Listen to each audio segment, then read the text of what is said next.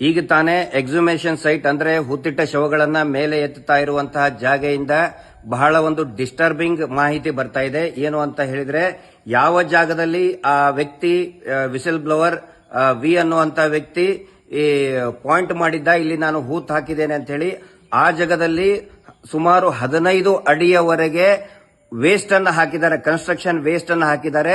ಆ ಫೋಟೋಗಳನ್ನ ನಾನು ನಿಮ್ಮೆಲ್ಲರಿಗೂ ಕೂಡ ಶೇರ್ ಮಾಡ್ತಾ ಇದ್ದೀನಿ. ನೀವು ನೋಡಬಹುದು, ಕನ್ಸ್ಟ್ರಕ್ಷನ್ ವೇಸ್ಟ್ ಅಂದ್ರೆ ವೇಸ್ಟ್ ಕಾಂಕ್ರೀಟ್ ಬ್ಲಾಕ್ಸ್ ಅವೆಲ್ಲವೂ ಕೂಡ ಬಿದ್ದಿದ್ದಾವೆ ಇಲ್ಲಿ. ಆ ನಂತರ ಅದು ಏನಿದೆ ಹೊಸ ಮಣ್ಣದು, ಅದೇನು 10-15 ವರ್ಷದಿಂದ ಹಾಕಿದಂತಹ ಮಣ್ಣಲ್ಲ, 3-4 ವರ್ಷದಿಂದನೂ ಕೂಡ ಹಾಕಿದಂತಹ ಮಣ್ಣಲ್ಲ, 1 ವರ್ಷದ ಆಸುಪಾಸಿನಲ್ಲಿ ಹಾಕಿದಂತಹ ಮಣ್ಣು ಅಂತ ಆ ಫೋಟೋಗಳನ್ನ ನೋಡಿದ್ರೆ ನಮ್ಗೆ ಗೊತ್ತಾಗುತ್ತೆ. ಹೀಗಾಗಿ ನಾನು ರಾಜ್ಯ ಸರ್ಕಾರಕ್ಕೆ ವಿನಂತಿ ಮಾಡ್ಕೊಳ್ತಾ ಇದ್ದೇನೆ, ಏನೊಂದು ಬಹಳಷ್ಟು ಹಾನೆಸ್ಟ್ ಆಗಿ ಇನ್ವೆಸ್ಟಿಗೇಷನ್ ಮಾಡ್ತಾ ಇದ್ದಾರೆ. SIT ಅವರು ಬಹಳ ಡೆಡಿಕೇಟೆಡ್ ಎಫರ್ಟ್ ಕೊಡ್ತಾ ಇದ್ದಾರೆ. ಅವರಿಗೆ ಪರಮೋಚ್ಚಾಧಿಕಾರವನ್ನ ಕೊಡಬೇಕಾಗುತ್ತೆ. ಆ ವೇಸ್ಟ್ ಅನ್ನ ಯಾರು ಅಲ್ಲಿ ತಂದು ಸುರಿದ್ರು, ಯಾರ ಅನುಮತಿಯ ಮೇಲೆ ಸುರಿದ್ರು, ಅದು ರೆವೆನ್ಯೂ ಲ್ಯಾಂಡ್ ಅಂತ ಹೇಳ್ತಾ ಇದ್ದಾರೆ. ಅದು ರೆವೆನ್ಯೂ ಲ್ಯಾಂಡ್ ಇರಬಹುದು, ಫಾರೆಸ್ಟ್ ಲ್ಯಾಂಡ್ ಇರಬಹುದು. ಅಲ್ಲಿ ಕನ್ಸ್ಟ್ರಕ್ಷನ್ ವೇಸ್ಟ್ ಅನ್ನ ಯಾರು ತಂದು ಹಾಕಿದ್ರು, ಯಾವ ಕಾಂಟ್ರಾಕ್ಟರ್ ಹಾಕಿದ್ದ, ಯಾವಾಗ ಹಾಕಿದ, ಯಾವ ಕಾರಣಕ್ಕೆ ಹಾಕಿದ, ಅನುಮತಿ ಕೊಟ್ಟಂತವ್ರು ಯಾರು, ಅದೆಲ್ಲವೂ ಕೂಡ ಕೂಲಂಕುಷವಾಗಿ ತನಿಖೆ ಆಗಬೇಕಾಗುತ್ತೆ. ಇಲ್ಲ ಅಂತ ಹೇಳಿದ್ರೆ ಏನಾಗುತ್ತೆ, 15 ಅಡಿ ಮಣ್ಣು ಹಾಕಿ ಅದರಲ್ಲಿ 8 ಅಡಿ ತೆಗೆದು ಏನು ಸಿಗಲಿಲ್ಲ ಅಂತಂದು ಹೇಳಿ ಅದೊಂದು ತಪ್ಪು ಸಂದೇಶ ಹೋಗ್ತಾ ಇದೆ.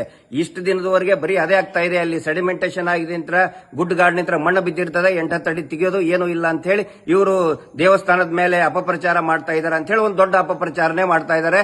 ಒಂದು ದೊಡ್ಡ ಗುಲ್ಲು ಸೃಷ್ಟಿ ಮಾಡ್ತಾ ಇದ್ದಾರೆ. ಅದಕ್ಕೆ ಅವಕಾಶ ಮಾಡಿಕೊಡಬಾರದು. ರಾಜ್ಯ ಸರ್ಕಾರ ದಯವಿಟ್ಟು SITಗೆ ಪರಮೋಚ್ಚಾಧಿಕಾರವನ್ನು ಕೊಡಬೇಕು ಅಂತ ನಾನು ಸಾರ್ವಜನಿಕರ ಪರವಾಗಿ ವಿನಂತಿ ಮಾಡ್ಕೊಳ್ತಾ ಇದ್ದೇನೆ. ಯಾವುದೇ ರೀತಿಯಾದಂತಹ ಗೊಂದಲಕ್ಕೆ ಅವಕಾಶ ಕೊಡಬಾರದು. ತಾವೆಲ್ಲರೂ ಕೂಡ ನೋಡಿ, ಕನ್ಸ್ಟ್ರಕ್ಷನ್ ವೇಸ್ಟ್ ಅನ್ನು ಹಾಕಿದ್ದಾರೆ, ಎಲ್ಲೋ ಒಂದು ಕಡೆ ಮಾಹಿತಿ ಲೀಕ್ ಆಗಿದೆ ಅಂತ ಅನಿಸ್ತಾ ಇದೆ ಅನ್ನುವಂತ ಸಂಶಯ ಬರ್ತಾ ಇದೆ. ಆನಂತರ ಆ ವ್ಯಕ್ತಿಗೆ ಸ್ಥಳೀಯರು ಕೂಡ ಇನ್ನು ಯಾರ್ಯಾರು ನೋಡಿದ್ದಾರೆ, ಅವನಿಗೆ ಯಾರು ಸಹಕಾರ ಕೊಟ್ಟಿದ್ದಾರೆ, ಅವರಿಗೂ ಕೂಡ ವಿಚಾರಣೆ ಮಾಡಬೇಕು.